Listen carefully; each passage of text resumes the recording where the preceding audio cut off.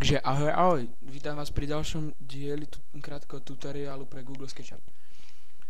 Tentokrát chcem vám ukázať nejaké funkcie, ako texturovať. Takže vytvorili sme si túto koleso na traktor, dajme tomu.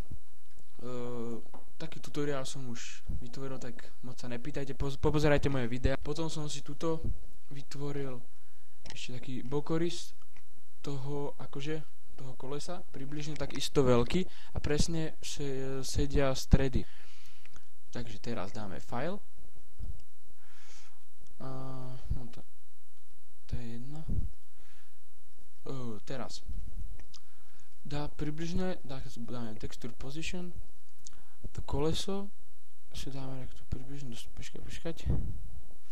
Dáme približne do stredu, ale musí veľkosťou zodpovedať na toto.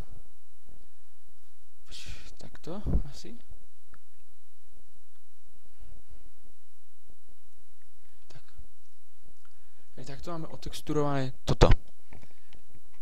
Tento stred si nebudeme všímať, tu tam je závažie, ale to som tam, na to zrovna nenapadlo, no ale to je jedno. Nám ide o tú podstatu tej textúry. Teraz klikneme pravým tlačítkom Texture Project. Teraz to je zaškrk. A teraz by to mal, no vidíte, takže fakt to ako má.